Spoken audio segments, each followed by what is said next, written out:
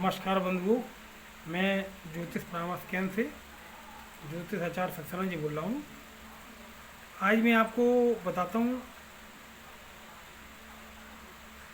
ग्रह, नवग्रह जो मैंने आपको बताए थे। हमारे षष्ठी में नवग्रह होते हैं।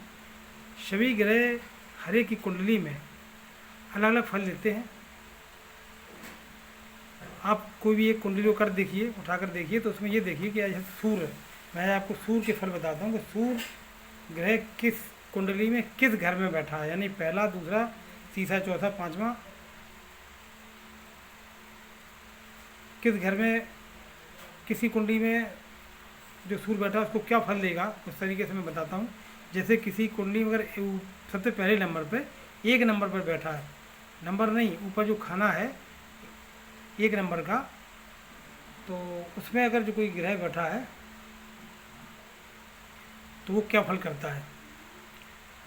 पहले घर में अगर सूर्य बैठा है तो बाल अवस्था में रोगी होगा।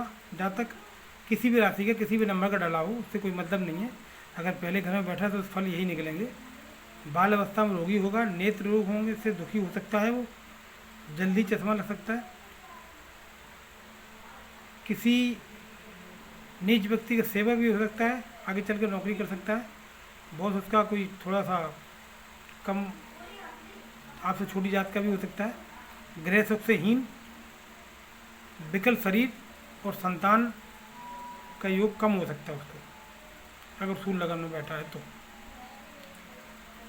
अब आपका सूर्य अगर द्वितीय घर में बैठा है, उससे दूसरे नंबर पर, तो स्त्री और संतान से हीन, शादी होना विलंब का कारण बनेगा।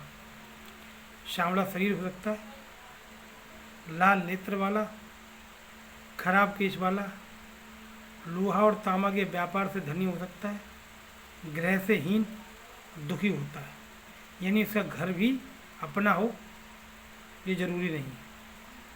सूर्य अगर तृतीय भाव में है तो भाई बहन से हीन होगा, मित्र का हितकारी होगा, स्त्री पुत्र युक्त होगा, स्त्री पुत्र का उसके सुख मिलेगा, धनी होगा, धैर्यवान होगा, क्षमाशील होगा और स्त्रियों का प्रिय होगा। चौथे भाव में अगर सूर्य स्थित है तो सभी से मिलने वाला, कोमल हृदय होगा, संगीतज्ञ यानी संगीत में रुचि रखेगा, रण में विजयी होगा, धन और स्त्री से सुख, राजा का प्रिय होता है। पांचवें भाव में अगर सूर्य स्थित है तो बाल अवस्था में दुखी, युवावस्था में धनी, रोग से युक्त, एक पुत्र वाला, दूसरे के घर का निवास करने वाला, क्रूर, चंचल, नीच कर्म करने वाला तथा दुष्ट हृदय वाला होता है। छठवें भाव में अगर सूर्य स्थित है तो योगी, सुबुद्ध, अपनी परिजनों का पोषक, ज्ञानियों में श्रेष्ठ, कृष्ण देह, गृह से युक्त, उत्तम रूप, विलासी, शत्रुओं को जीतने वाला, सत्कर्म में लोक में पूजनीय और दृढ़ देह वाला होता है। यानी छठवें सूर्य बहुत अच्छा होता है, योग भी देता है, सरकारी नौकरी भी देता है छठवें का सूर्य। सप्तम में स्थित अगर सूर्य है, सातवें घर में अगर सूर्य स्थित है तो स्त्री के साथ विलास करने वाला, अन्य सुख से रहित, चंचल, पापी, समझे, कपिल नेत्र, पिंगल वर्ण, केश वाला और कुरूप टाइप का व्यक्ति वो होता है, सुंदर कम होगा।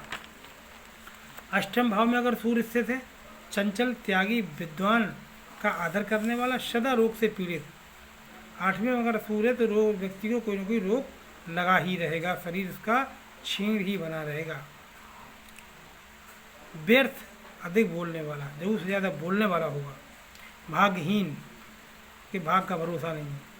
शील रहित, कुवस्त्रधारी, अच्छे वस्त्र नहीं पहनेगा, नीच का सेवक और प्रदेशवासी होता है, यानी अपने घर से बहुत दूर ही बात करेगा वो। नौवें भाव में अगर सूर्य स्थित है तो सत्यवक्ता, सत्य बोलेगा, सुंदर केश वाला, अपने परिजनों का हित करने वाला। नौवें सूर्य बहुत अच्छा होता है, अपने परिवारजनों का हित करेगा, देव ब्राह्मणों को भक्त रहेगा, बाल अवस्था में रोगी होगा, युवावस्था में स्थिरता से युक्त, धनवान और दीर्घायु स्वरूप होता है, अच्छा व्यक्ति होता है। दसवें भाव में अगर सूर्य स्थित है, गुण ग्रहों से युक्त, दानी, अभिमानी, कोमल हृदय, नायक, पतिव्रता, पवित्रता हृदय, पवित्र हृदय होगा उसका। नृत्य और संगीत गीत में प्रेम रखने वाला होगा। राजमान और अंतिम वास में अंतिम समय में रोगी हो सकता है।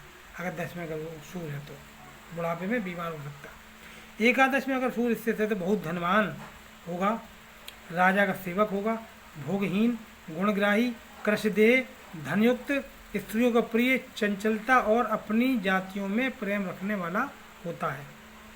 द्वादश में अगर से स्थित सूर्य, 12वें भाव में सूर्य अगर स्थित है तो वो व्यक्ति मंद बुद्धि होगा, बुद्धि सी कम होगी, ज़्यादा सोच विचार नहीं कर पाएगा, कामी होगा, पर स्त्री गामी होगा, पक्षी मारने वाला हो सकता है, दुष्ट हृदय होगा, कुरूप, राजा के आश्रय से धन पाने वाला होगा, यानी उसके पेंशन नौकरी वोकरी मिल सकती है, कथावाचक का विरोधी होगा और जंघाओं में उसके रोग उत्पन्न हो सकते हैं।